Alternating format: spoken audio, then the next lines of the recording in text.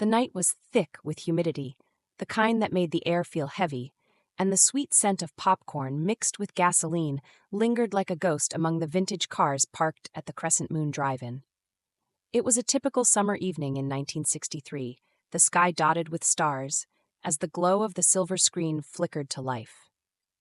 A double feature was set to entertain the crowd. First up, Nightmare Alley, a horror film that promised to push the boundaries of fear. Patrons nestled into their cars, eager for a thrilling night. Laughter and chatter filled the air as families settled in and couples shared popcorn and soda, oblivious to the dark omen that loomed ahead. The neon lights of the snack bar cast a glow over the asphalt, while the soft hum of the projector whirred to life, a comforting sound that belied the chaos about to unfold. As the film started, the camera panned over a dimly lit house, draped in shadows, and the faint sound of thunder rumbled in the distance. A chill ran down the spine of young Tom, who sat in the front seat of his parents' Chevy. He shifted nervously, his eyes glued to the screen, while his little sister giggled at the suspense. "It's just a movie, right?" he muttered, though deep down, a feeling of dread began to unfurl in his stomach. But as the story progressed, something was off. The actors on screen began to scream in visceral terror, their faces contorted with fear.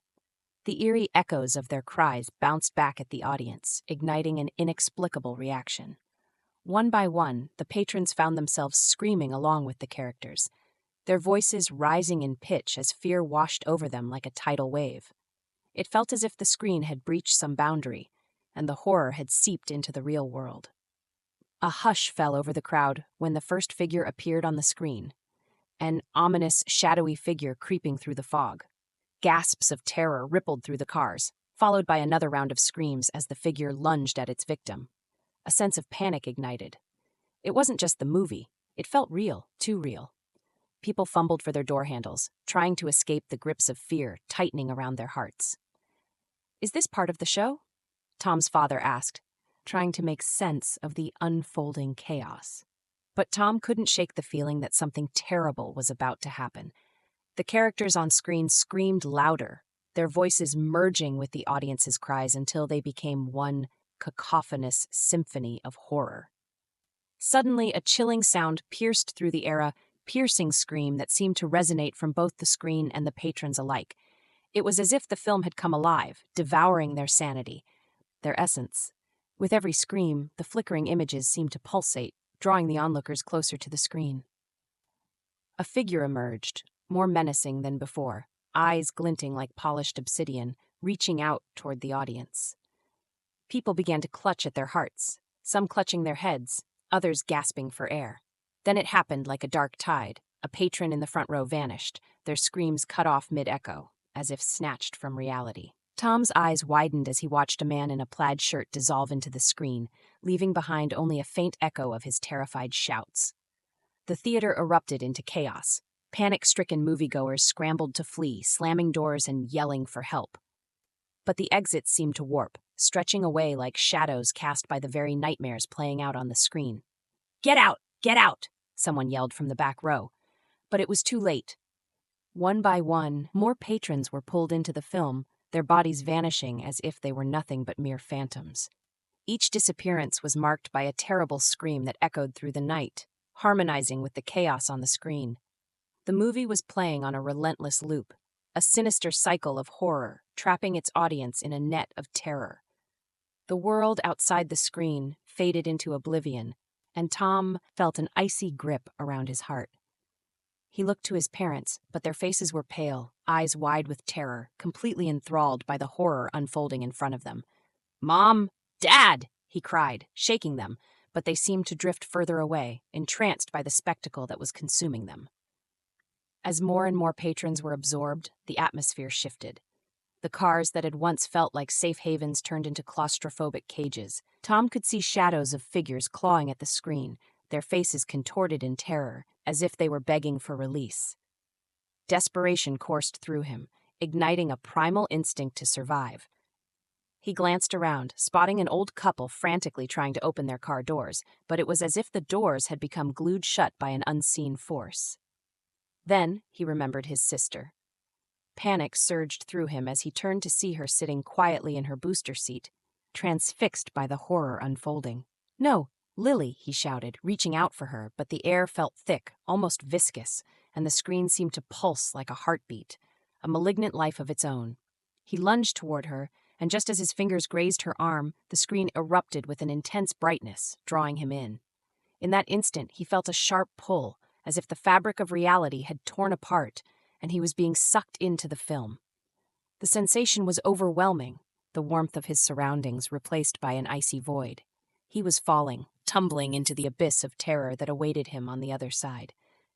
Suddenly, Tom landed on cold, hard ground, and he looked up to find himself in a twisted version of the drive-in.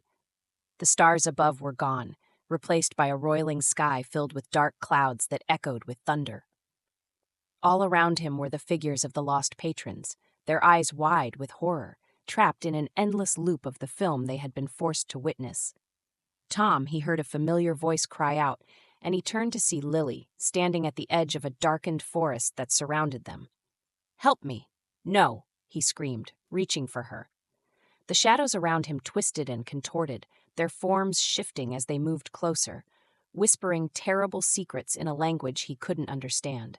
Tom felt the weight of despair crush him as he ran toward his sister, but every step felt like running through molasses. The shadows lunged, and he could feel their icy fingers grasping at him, pulling him back into the nightmare. "Stay away from her," he shouted, drawing on every ounce of strength he had left. The figures snarled, their faces a grotesque mask of anguish and rage. They were remnants of those who had vanished, forever cursed to roam the endless film, trapped in their own horror. With a desperate cry, Tom charged forward, breaking through the shadowy grasp that threatened to consume him. He reached Lily, pulling her into his arms. "We have to wake up.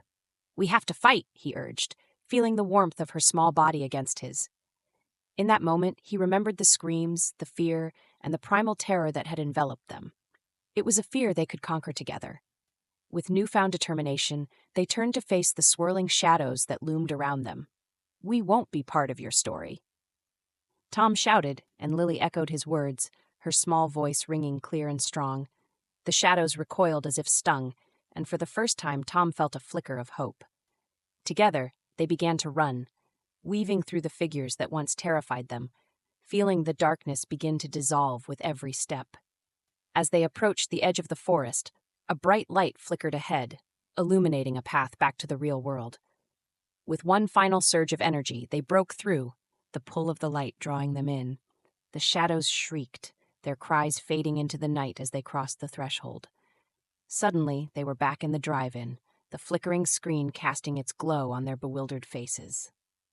The film was over, the audience still and silent, eyes wide with shock. Tom and Lily stumbled out of the car, breathing in the sweet night air, alive and free. But as they turned to the screen, they noticed something chilling, a message scrawled across the glowing surface. "You will return." A shiver ran down Tom's spine, and he grasped Lily's hand tightly, vowing to never let go. They may have escaped, but the horror was far from over. The whispers of the shadows lingered in the air, echoing a dark promise of what lay ahead, waiting for their return to the cursed film, trapped in a nightmare playing on loop for eternity.